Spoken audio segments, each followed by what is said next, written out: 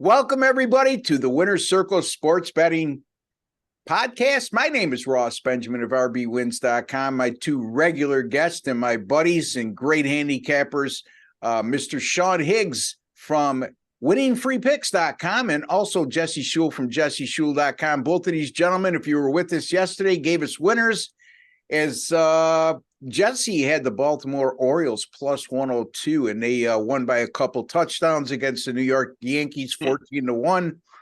And Sean had a first five on the Texas Rangers. And that, look, we talk about first fives and we talk about emphasizing bullpens more than what we used to in prior years. And a lot of people ignore that don't do this professionally, ignore the bullpens and look at the raw data. But perfect example, Texas was winning 5-3. After 5 innings, they end up losing the game 10-6. And Sean brought it to your attention that Texas's bullpen had been struggling, and they were horrible yesterday once again. So anyway, without further ado, Sean, how are you?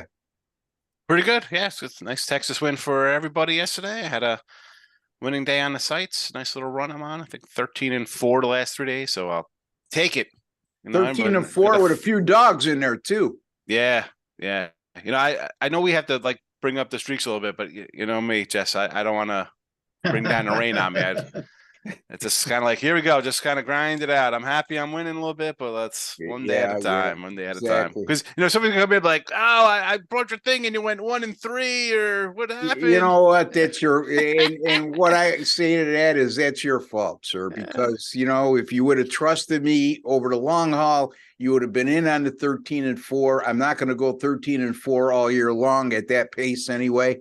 Unless you're Jesse. Unless you're Jesse, I was just going to say that. Unless you're Jesse Shule, who was won 9 in a row in Major League Baseball. Jesse. Well, that is true, Ross. I've won 9 in a row in Major League Baseball, but like Sean says, it's bad luck to brag too much. And we do have to acknowledge our losses. I've lost 4 straight with CFL. Not very happy about that, but the 9 straight with MLB will make up for it and a little more. And really looking forward to today's games.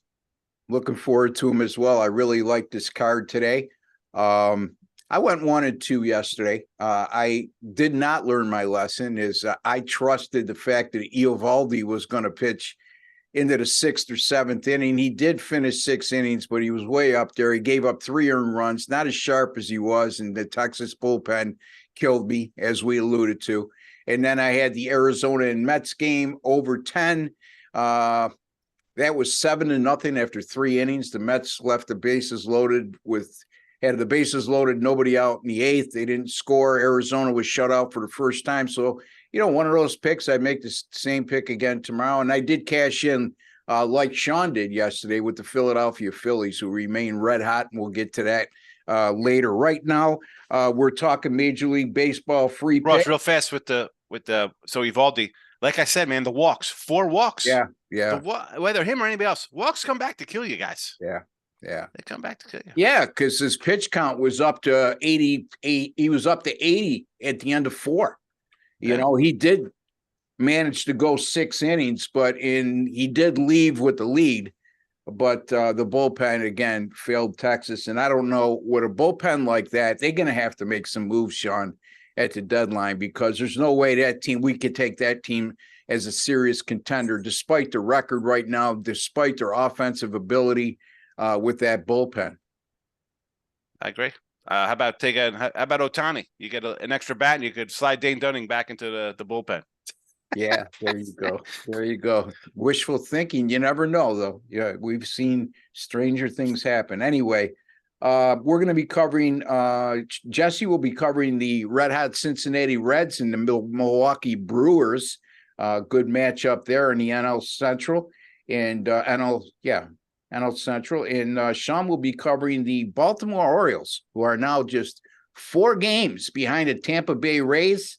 And they'll be traveling to Minnesota to take on the Minnesota Twins and a red-hot Bailey Ober, who's pitched a really underrated pitcher. We're very curious to hear the thoughts from Sean in that regard. And also, I'll be looking at the Philadelphia Phillies Miami Marlins game. Real good matchup there in the NL East. So let's start with Jesse. The Reds with this kid Abbott is pitched tremendous this year since being called up from the minors, Jesse. And he's going to be facing Corbin Burns of the Brewers. Corbin Burns, Jesse, he's not as dominant. He's dominant at times. Let me rephrase that. He's been dominant at times this year, but he's lacked the consistency we've seen in years past. Agree or no?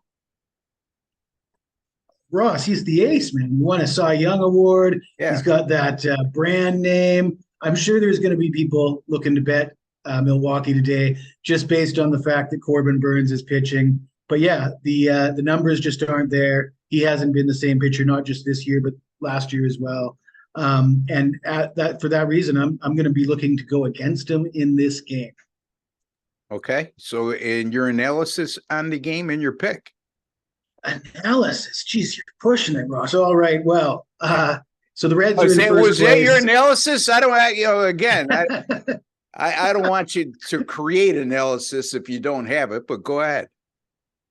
I'll try to come up with something, Russ. So the Reds are in first place. They're 2 games up on the Brewers. They're the hottest team in baseball. They won 20 of their last 25 games. And as you mentioned, Andrew Abbott, the rookie, 6 starts so far. He's 4-0 with a 1.21 ERA, 0.88 WHIP. He's only allowed 4 runs in those 6 starts. His major league debut was 6 scoreless innings against these Milwaukee Brewers. He's struck out 30 batters in 29 innings pitched. I mean, you name it, he's done it. He has no blemishes on his record so far. And the Reds, just rolling. I'm really interested to hear how somebody could justify a bet on the Brewers in this game. So I'm looking at Cincinnati plus a half of a run for the first 5 innings. The price on that is minus 140. I think it's worth it. If you could take home a winner, if the game is still tied after 5 innings, and with a guy that's doesn't allow runs, there's a good chance you're either going to be ahead or tied after 5 innings. So that's my bet. Reds plus a half. Reds plus a half, minus 140 in the first 5 from Jesse Schul. And once again, you could see where Jesse's going with this. He didn't mention this, but the Cincinnati bullpen has, despite the fact that they've won 20 out of their last 25, their bullpen has really not been very good over their last 7 games. And I can't speak for Jesse, but I'm thinking that's why he went first 5 in this situation. Abbott, not only 4-0 with his win-loss decisions, the Reds won all 6 of his starts.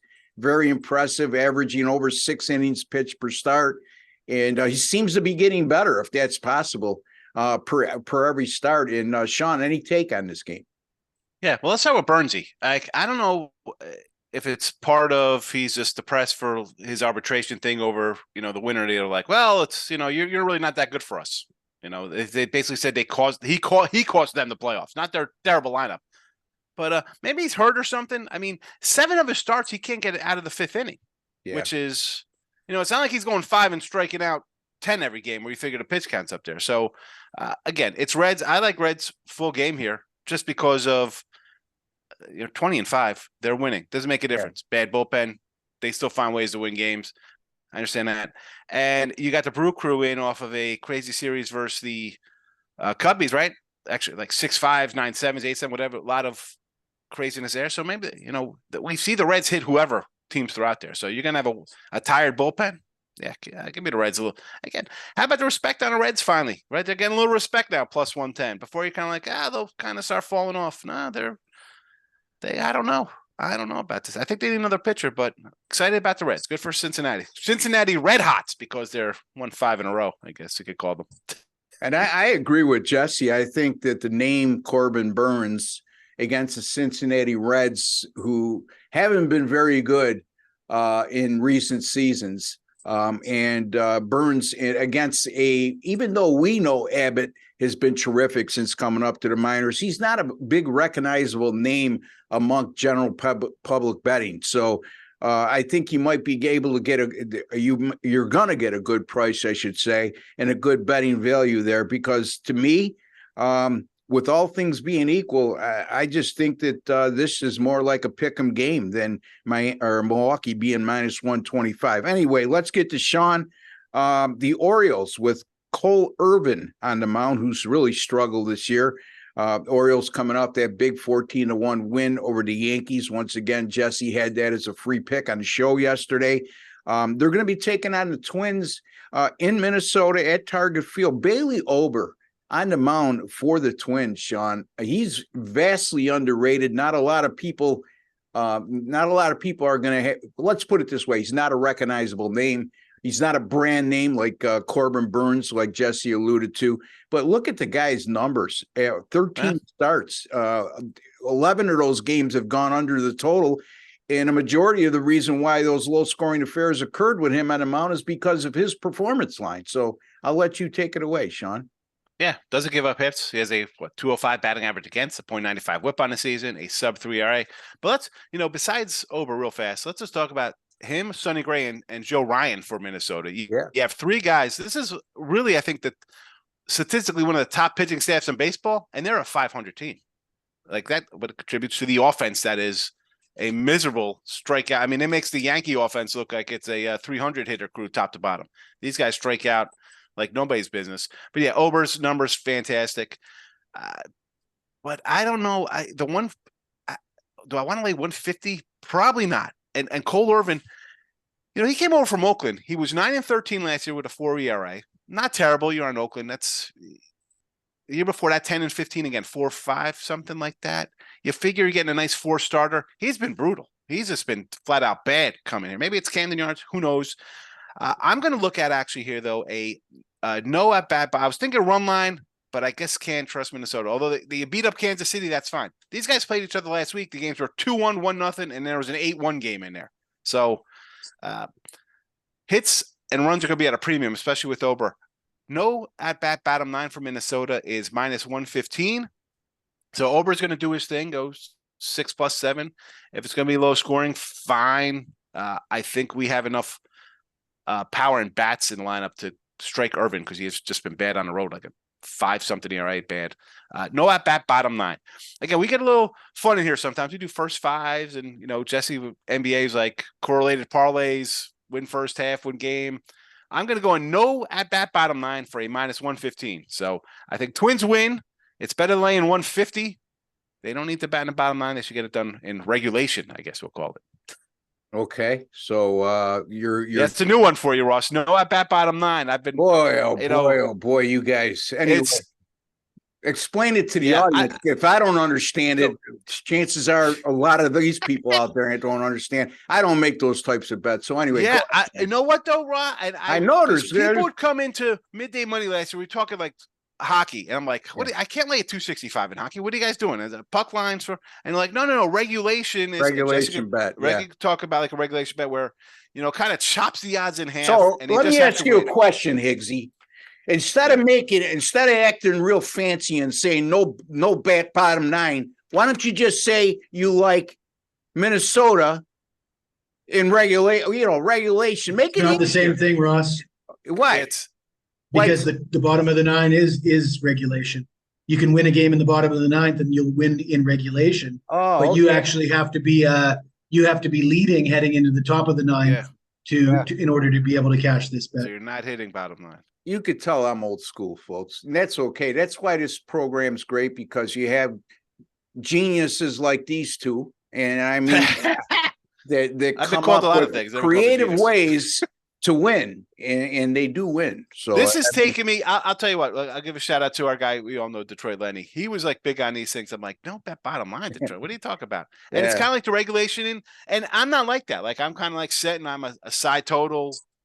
Pre-game, that's it. We're doing that. We're not doing a first 5.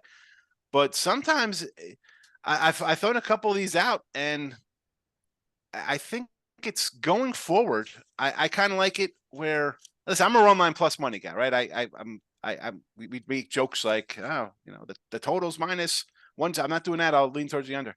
But I think the no at bat bottom 9 is a good route to go. If you like a fave or a sizable fave. It's if they're going to win, if a team's laying 220, Arizona today is a $2 fave with Zach Gallen on the hill, right? He's minus 200. I'm not saying I'll never say I'm going to lay 200 with Zach Gallen. I don't care who. Randy Johnson, I'm not laying $200. Now you could go no at bat bottom line and lay 140. That's I can grasp that in my tiny pea-size brain rolling down a 12-lane highway. I could do that minus 140. I already told you were a genius. So why No. do you have to refer to your brain as a pea size? I'm just saying. I'm trying to make a joke. My wife says that to me all the time. She says you got a pea-sized brain rolling down a 12-lane highway. We got to exclude all wives out of the conversation because none of them have a high opinion of our intellect as it is. I mean, and I the only thing we're smart at, we're marrying them, I guess, right? Yeah, exactly right. Mr. Steak on the Barbie, Jesse, what do you your thoughts on Sean? Obviously, I love it. Get creative, find a way to get a better price. And Sean mentioned Detroit Lenny. I've noticed Detroit Lenny, he's running those contests and they let him run the contest and join the contest. Yeah. I see he's always near the top, but I have a sneaking suspicion that he's done quite well with these no at bat bottom nine bets. Yeah. Detroit Lenny does a great job, folks, over at Picks and Parlays. Not hosting videos that all three of us are involved in. So if you haven't caught his act, I would encourage you to do so. Very entertaining young man. Anyway, he just turned 50, Russ. He's had a birthday week. He's young compared to me, So he's old compared to me. He's older than me, so he's old by a year. Anyway, yeah, I don't have a hell of a lot to say to that, and all makes sense to me. Let me ask you a question, Jesse. Can we do this at Sports Memo, the no at bat in the ninth? I never saw that. Yes, sir. Yeah, absolutely. Yes. I don't know if it'll be in the line feed, but you can create the event yourself. Okay. Which is what I would do. All right. So there you have it. I mean, folks, the thing is out of all the sites I'm on, the only one who allows us to have a lot of flexibility in terms of options to bet is Sports Memo or Wager Talk, one and the same. So in any event, you've been enlightened. Because if it was up to this old school guy, you would have never known all about these no at bats in the ninth. Anyway, I'm going to look at the Philadelphia Miami game, a very good matchup in the NL East. The Philadelphia Phillies just red hot on the road right now. It's a team that started out, they were like 11 games below 500 on the road, but since that time, they've won 14 of their last 15 and their last 12 on the road, including last night's 3-1 extra inning win over Tampa Bay. They became the first team all season to sweep the Tampa Bay Rays. So things are going very well. If you haven't been following the Marlins, you should, because they're a very underrated team. I say underrated because of the record. Guys, they're 13 games over 500. Here's what scares me with the Marlins in terms of their prospects going forward is the run per game differential is almost even. And there's 13 games over 500. So I take a good look at that when I'm really trying to evaluate a team's chances going forward. Anyway, the Marlins are coming off a 3-0 loss last night to St. Louis. That was only the fifth time all season they've been shut out.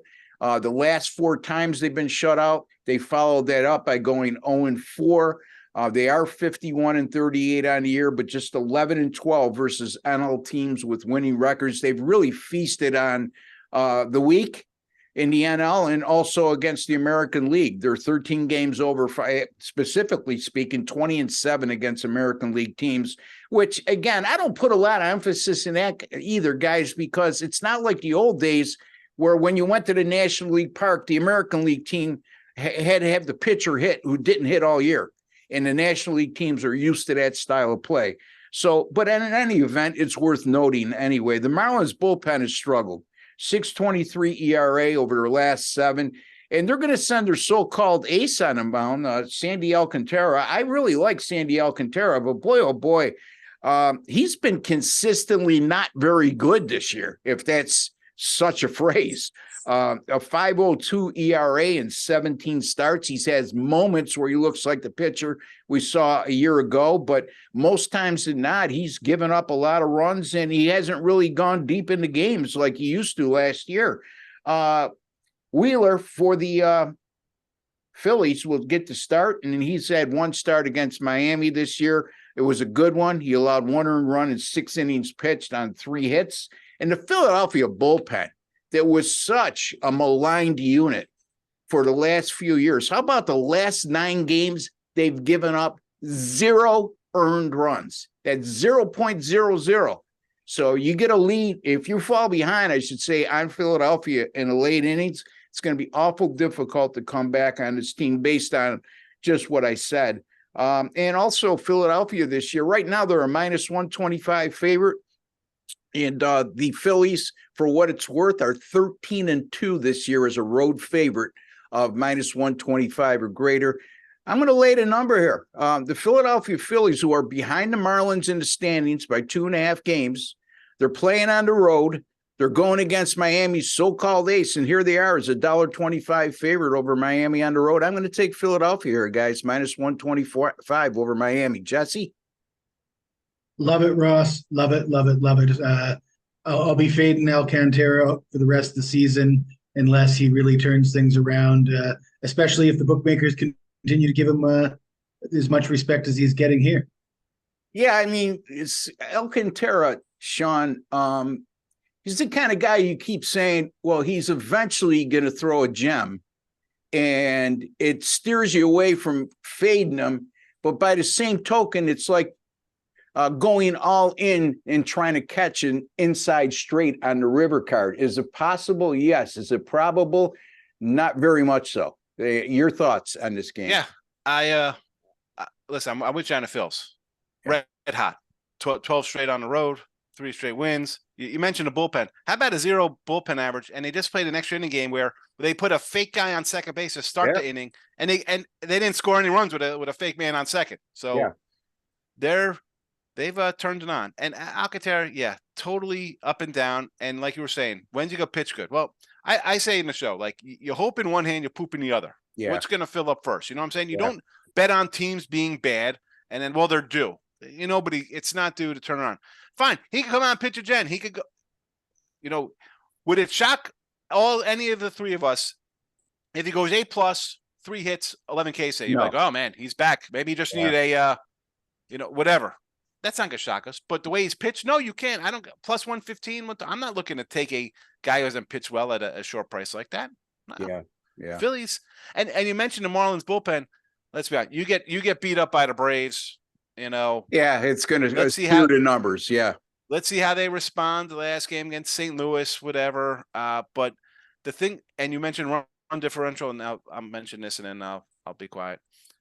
The problem with Miami the last few years is they can't score runs. The offense is bad. Like the pitching, a lot of young, great pitchers, right? Yeah. A lot of great pitchers. Can you trade somebody? I mean, you traded Pablo Lopez, you got a Reyes in there, and the guy's hitting 395. Trade somebody else. You have a bunch of young guys. Get some bats in here, please. Yeah. I mean, Birdie, what are we doing here? I mean, what? Okay. Can you bring in some bats, Miami? Yeah. You're right there. You are there. You are there to get the wild card. Get some bats. Yeah, they trade Pablo Lopez to Minnesota, who's coming off a complete game shutout the other day. But they got the kid at the top of the lineup there. His name escapes me right now. They got Brian De La Cruz, is pretty good. Yeah. What's that?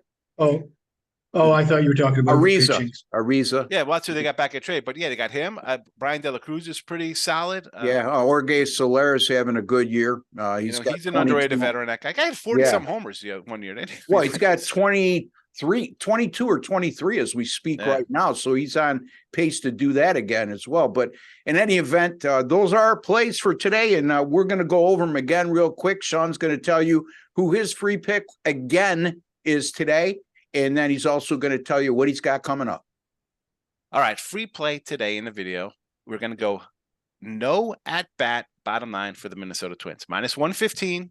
They don't have to bat bottom line. That's what we're looking for. Look them get a big lead. Any lead. It could be 1-0. We're not batting in the bottom 9. Plain and simple, easy peasy. Find me. Winner free picks is the page. Midday Money is the show. Google it. You can find it anywhere. And Mr. Sean Higgs Twitter. Come say hello. How we doing with Gamblers World? Are you getting up there yet or no? No, it hasn't. It just spins loading up on there. I mean, I tried again today, but we'll see what happens. We'll get that straightened out. It gets there complete, and then it just says loading. And all right, it's loading. Right. I emailed Seth, who you sent me to. Yep. Yeah. Okay. And, Seth does a great job for us. By the way, folks, we are powered or sponsored by whatever term you want to use. We're sponsored by gamblersworld.com, this channel. So you want to check that out. A lot of great videos over on that channel, including ours. And Mr. Jesse Schul posts there on a daily basis as well. He puts up his 2-3 minute video every day. You want to check that out. And he very seldom, if ever, duplicates what he does on this show. It's something fresh. So Jesse, tell the folks who your free pick is today again, and also what you got coming up and anything you want to add. All right. I got the red hot Cincinnati Reds +0.5 for the first 5 innings. In addition to a premium pick winner in Major League Baseball yesterday that extends my perfect run to 9-0. I also gave out a winner on this show. Then I uploaded another free winner on gamblersworld.com. And I had a couple winners on my YouTube channel yesterday, one in baseball and one in the CFL. So overall, it pays to follow me on YouTube and at Gamblers World. You follow me on Twitter at jesseschul.com. And you come see me at jesseschul.com. You'll be glad that you did. There you go. Jesse Schul at jesseschul.com. Sean Higgs at winningfreepicks.com. I'm at rbwins.com. There you can find all my premium paid selections. And don't forget, folks, if you have not subscribed to our YouTube channel, please take a second to do so. It costs you absolutely nothing, and you're privy to some of the best handicapping information you'll find anywhere in the world right here, not only with us three, Doug Upstone as well, and we're about to make some roster additions before football season. And, folks, we're going to be going to 10 to 12 shows a week during football season, so make this your one stop, the Winner's Circle Sports Betting channel, for free NFL and college football winners starting in late August. Until the next time, and I've almost forgot, there's a like button there on the bottom of the screen.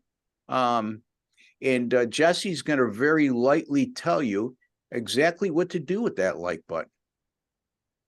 I always like to smash it, Russ. Yeah, so he likes to be a little more emphatic, but our platform that we use isn't cooperative when we raise our voice. So when Jesse tries to raise his voice and tell him to smash that like button, it's almost like watch somebody lip sync and they turn the volume of the lyrics off. Anyway, if they want to hear me turn up the volume, they can tune in at Gamblers World or follow me on YouTube, and you'll hear me screaming and yelling every day. There you go. Anyway, until the next time, boys, always a great job. We have the All-Star break next week, folks. We're going to take a little bit of a break next week because we all need to re-energize. And there's a lot of NFL regular season win totals videos up at our channel at Winner's Circle Sports Betting Podcast. Don't forget to subscribe.